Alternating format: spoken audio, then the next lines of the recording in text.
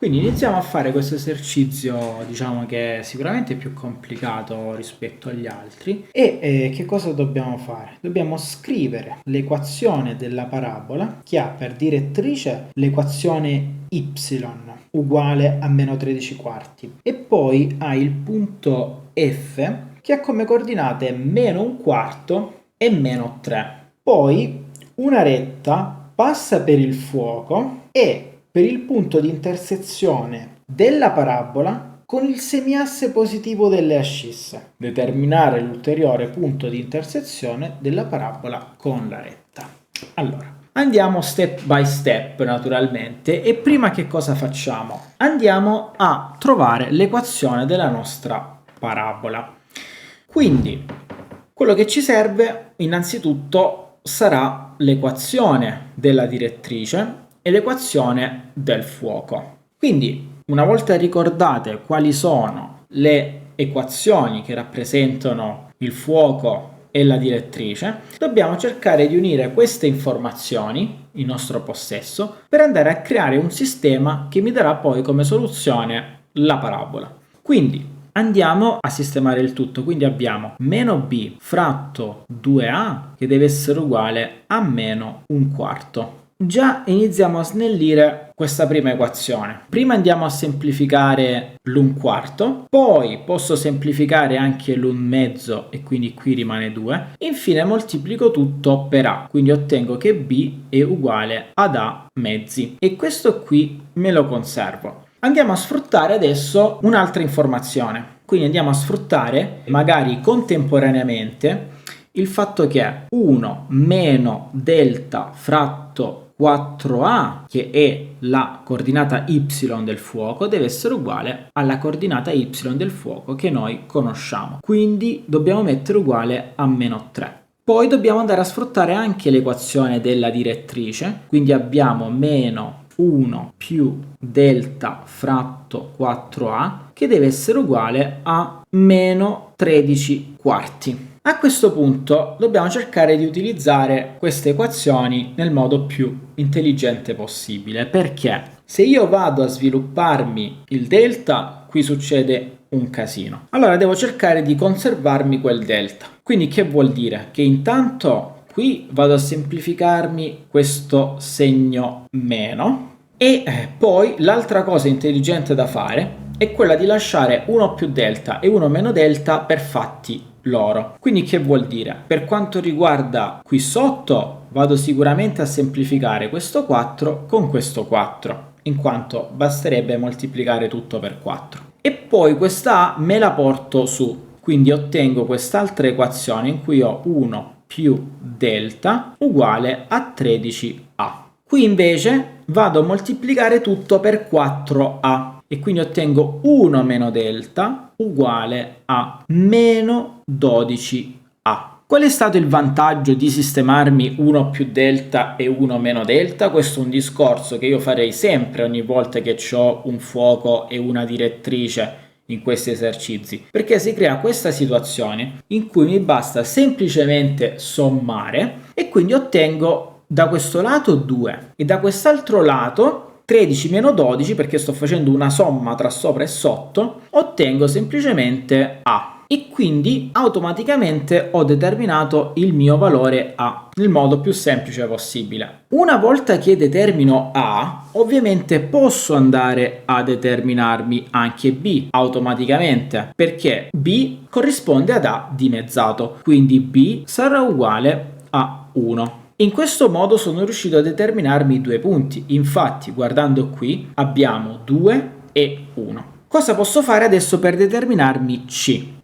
Purtroppo dobbiamo ricorrere a una di quelle equazioni che fino adesso abbiamo trascurato, per esempio andare a sviluppare questo delta. Quindi avrò 1 più b alla seconda meno 4 volte ac uguale a 13a. Cerco di sfruttare adesso che ormai so quanto è uguale ad A e quanto è uguale a B, perché so che B è uguale a 1, quindi qui ottengo 1 più 1 meno 4, il valore di A è 2, C rimane lì, uguale a 13 per 2. E come possiamo vedere qui la C è rimasta da sola. Quindi si tratta adesso di riordinare un pochettino tutto. Allora, intanto qui ho un 2, poi ho meno 2 per 4, C, uguale a 2 per 13. È normale che uno qui sia tentato, prendo, moltiplico tutto. No, ragioniamo meglio. E che cosa facciamo? Andiamo a dividere tutto per 2. In questo modo dimezzo letteralmente i conti da fare. Quindi qui ottengo 1 meno 4C uguale 13. L'1 lo porto a destra. Quindi meno 4C uguale a 12. Ovviamente qui divido tutto per meno 4 e ottengo che C deve essere uguale a meno 3. E sono riuscito a determinarmi anche la C. Ecco qua. Adesso arriviamo alla parte più tosta dell'esercizio. Ripeto, noi abbiamo una retta che passa per il fuoco e poi questa retta passa anche per il punto di intersezione della parabola col semiasse positivo delle ascisse. Quindi che vuol dire tutta sta roba qua? Praticamente io ho una parabola, questa parabola ha un'intersezione con il semiasse positivo delle ascisse e poi questa retta passa anche per il fuoco, quindi ho una situazione che geometricamente sarà di questo tipo. E quello che mi viene chiesto è quello di andare a determinare evidentemente questo punto, perché una retta ha intersezione con una parabola al più 2 volte. E se mi chiede l'altro punto, vuol dire che questo non è, quindi non è questo il nostro protagonista. Però sappiamo che questa parabola appunto interseca l'asse delle x nel mio semiasse positivo. Ecco perché lo sto facendo qui il disegno. Quindi un punto interessato è questo e l'altro punto interessato è questo. E allora io so che posso determinarmi una retta nel momento in cui ho 2 punti. Quindi che cosa faccio? Sicuramente un punto è il fuoco, abbiamo detto, quindi questo punto ci serve, lo dobbiamo usare. Ora purtroppo non ho a disposizione l'altro punto della parabola, questo qua. Allora io questo punto non lo conosco, come faccio a trovarmelo? Beh, per trovarlo mi serve necessariamente l'equazione della mia parabola, che è questa qui. E questa equazione qua, come fa a darmi il punto che mi interessa? Quindi per determinarmi questo punto mancante, io ho bisogno dell'equazione della mia parabola. Come faccio adesso a determinare questo punto qui? Beh, io so che appunto è dato dall'intersezione con il semiasse positivo delle x. Quindi le condizioni sono queste. Intanto deve essere sicuramente y uguale a 0. Perché appunto che vuol dire y uguale a 0? Vuol dire che io sono sull'asse delle x, sto ad altezza 0. Quindi sicuro y deve essere uguale a 0. E l'altra condizione è che x deve essere maggiore di 0, perché appunto vuole che il semiasse delle x considerato sia quello positivo. Cerchiamo di processare comunque un'informazione alla volta. Quindi praticamente mi sta chiedendo quando è che l'equazione associata alla parabola sia uguale a 0, cioè quando è che 2x quadro più x meno 3 deve essere uguale a 0, e dobbiamo riflettere su questa cosa qua. Purtroppo dobbiamo andarci a calcolare adesso un delta, quindi delta uguale a b al quadrato meno 4ac, quindi vuol dire 1 al quadrato meno 4 per 2 per meno 3.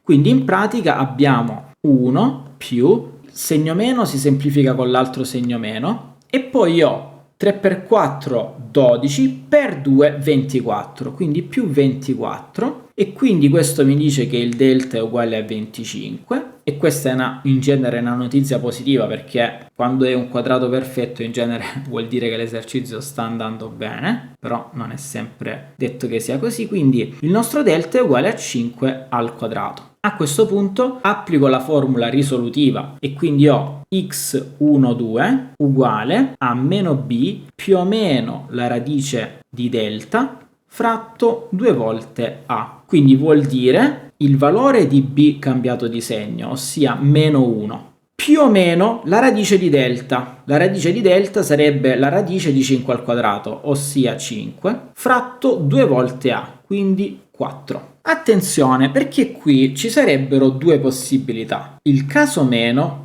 e il caso più. Se ovviamente so che mi serve quella sul semiasse positivo, allora al 100% questa qui non mi serve, perché meno 1 e meno 5 mi dà un risultato che è negativo. Non mi interessa neanche la divisione per 4, so già che se tutto il numeratore è negativo, allora anche diviso 4 sarà negativo, quindi questa è scartata. Perché questa cosa corrisponde poi nel nostro disegno? Corrisponderebbe a questa qui, che non mi serve.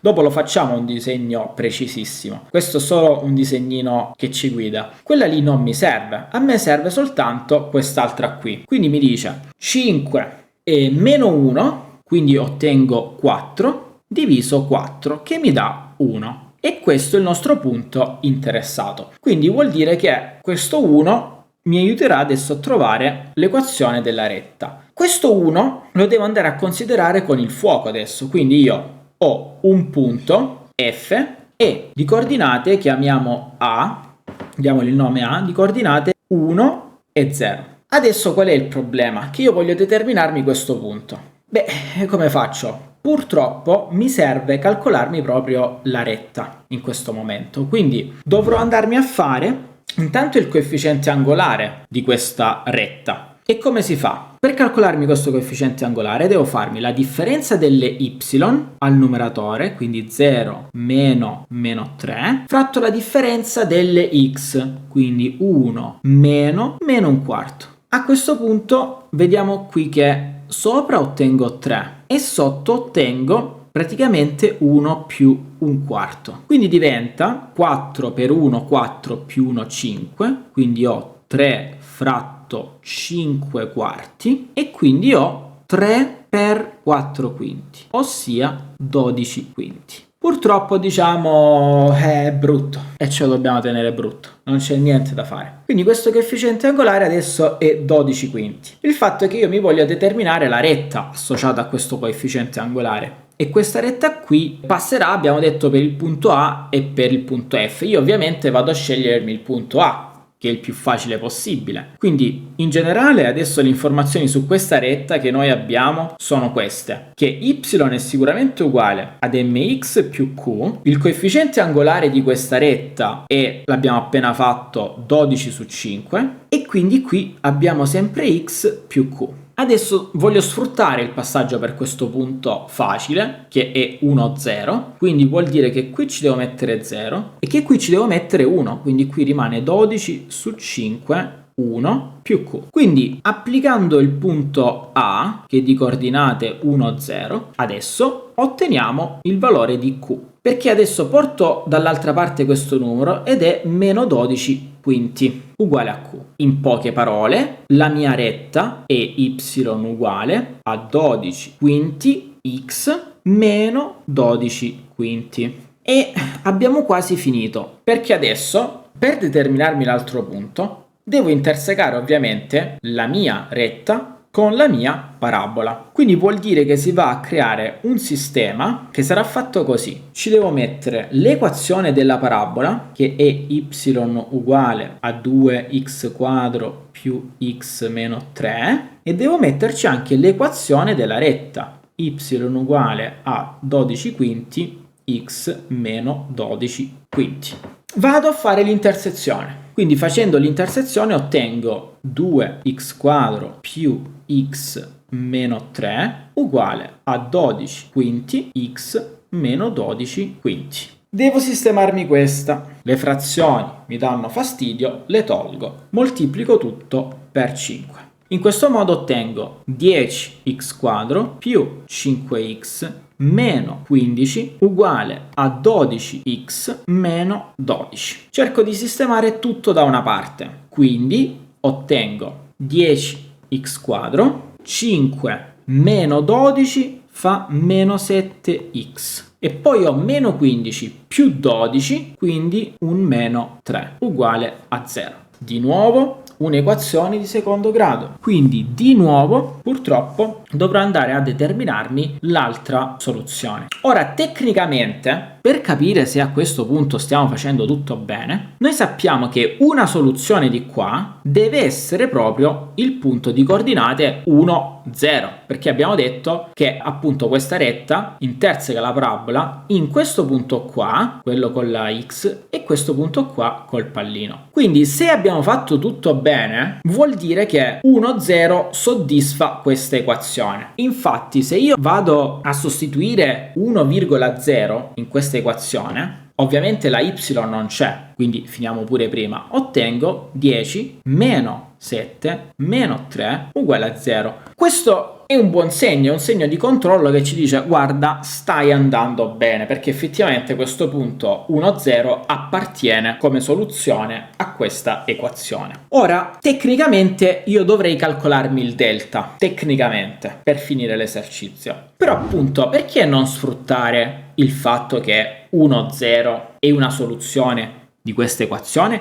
Quindi vuol dire che questa equazione qui di secondo grado al 100% si va a scrivere come x meno l'altra soluzione che io non conosco a questo punto, quindi la chiamo, non lo so, a, che moltiplica x meno 1. Davanti ci deve essere un 10. Questa è una proprietà delle equazioni di secondo grado, ovviamente. Cosa mi dice questa proprietà? Mi dice, guarda, che se tu hai due soluzioni di questa equazione, allora necessariamente puoi riscrivere la tua equazione come a, quindi il coefficiente della x quadro, e poi x meno una soluzione, x meno l'altra soluzione. Io so già che una soluzione è 1. Io voglio sfruttare sta cosa senza calcolarmi il delta, che sennò faccio un sacco di passaggi. Quindi sfrutto questa cosa qui e se vado adesso a moltiplicare queste due cose, ottengo x al quadrato meno x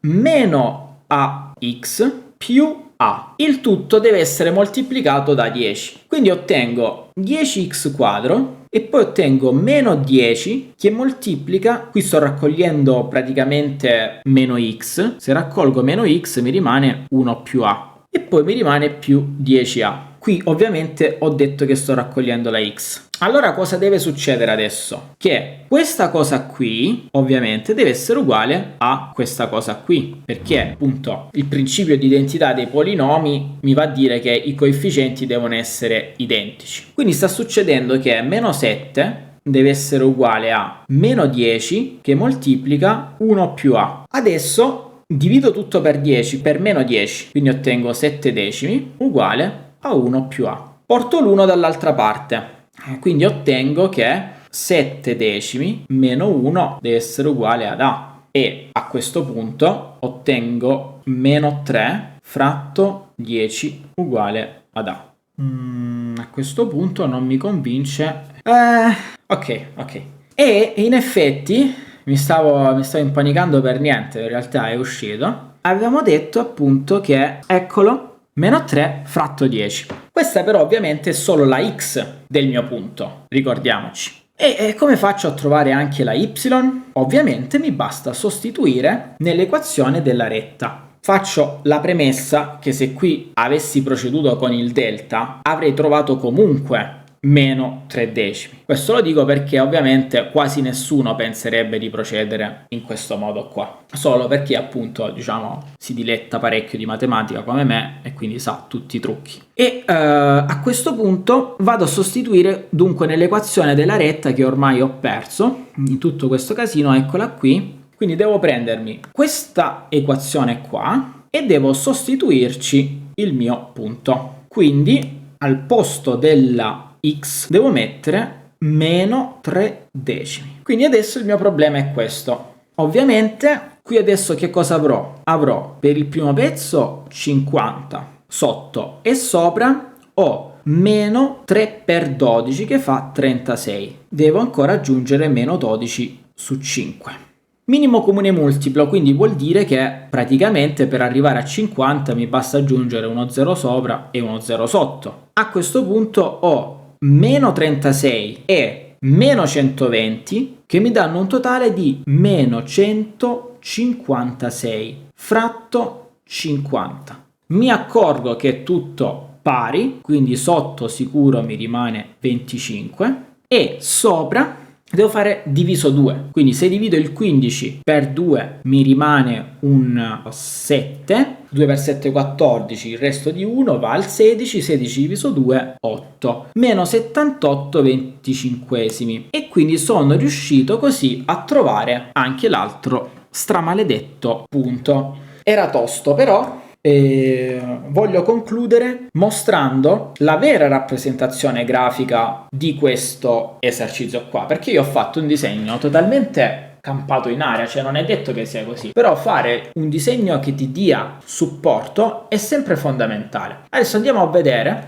dentro GeoGebra com'è la situa effettivamente. Quindi l'equazione della mia parabola è y uguale a 2x al quadrato più x meno 3. Quindi più o meno col disegno ci avevo azzeccato. Infatti vediamo che il punto di intersezione è proprio 1 qua. Adesso andiamo a disegnare anche la retta che ci siamo trovati. Quindi y uguale a 12 su 5, x meno 12 su 5. Ed ecco qui com'è fatto effettivamente il disegno vero. Come possiamo vedere, il disegno vero a livello qualitativo è come il nostro. Cos'è che cambia? Naturalmente va a cambiare, insomma, la direzione di questa retta che noi non potevamo sapere a prescindere. Cioè io mica lo sapevo com'era il coefficiente angolare, sapevo solo che passava per il punto 1, per il fuoco, e poi doveva andare a beccare un altro punto. Però questo disegno, che ovviamente non è corretto, ripeto, è solo a livello qualitativo, ci ha guidato per tutta la risoluzione del nostro esercizio. Un disegno preciso alla fine dell'esercizio non serve a niente. Poi è chiaro che se uno muore dalla curiosità, come me in questo caso, va a vedere effettivamente da dove passa. Altra informazione che dobbiamo sicuramente inserire è il nostro fuoco, perché effettivamente abbiamo visto che passa da qui, abbiamo visto che passa da quest'altro punto che è di coordinate meno 0,3 meno 3,12 approssimato, sicuramente sarà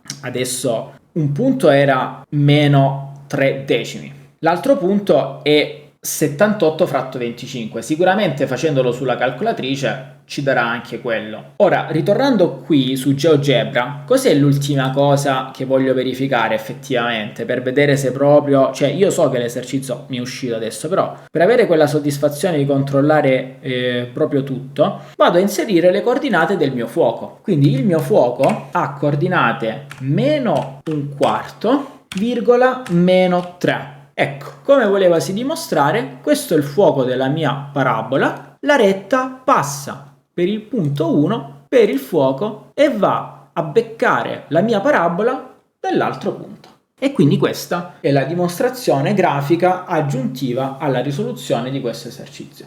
Era tosto, sicuro, era tosto, la prima parte era completamente alla tua portata, poi dopo, cioè, è una bestia di esercizio. Puoi verificarti dicendo, se vuoi fare qualche approfondimento su questo esercizio, puoi calcolarti questa cosa qui con il delta. Ovviamente poi ti usciranno come soluzioni non solo meno 3 su 10, ma anche 1, soluzione che io ho sfruttato a priori. In realtà, altro suggerimento, se questa cosa funziona, io mi sono andato a prendere proprio la cosa più complicata. Allora, dicevo, per esercizio si potrebbe verificare la soluzione di questa mediante la regola del delta, che darà comodamente con il solito algoritmo le soluzioni. Io ho proceduto in questo modo qua, però effettivamente all'interno di questo modo qua c'era ancora una strategia più facile, cioè sempre per il principio di identità dei polinomi deve verificarsi che anche questo deve essere uguale a questo, che è molto più facile della via che ho scelto io, che insomma mi mette 4 passaggi. Qui lo posso fare in un passaggio, perché infatti 10a deve essere uguale a meno 3, di conseguenza a deve essere uguale a meno 3 decimi. Vedi? Torno sempre alla stessa soluzione. Quindi il bello della matematica è quello che i risultati sono quelli, ma il modo per arrivare ai risultati, i modi per arrivare ai risultati sono veramente tanti. Ognuno può scegliere la strada che più fa per lui stesso, però i risultati poi devono essere quelli. La cosa bella di questo esercizio o di un qualunque esercizio di geometria analitica, secondo me, è quella poi di andare a verificare effettivamente se le cose escono o meno, cioè vedere com'era effettivamente la soluzione su un software che ne faccia il disegno. E niente, questo è tutto.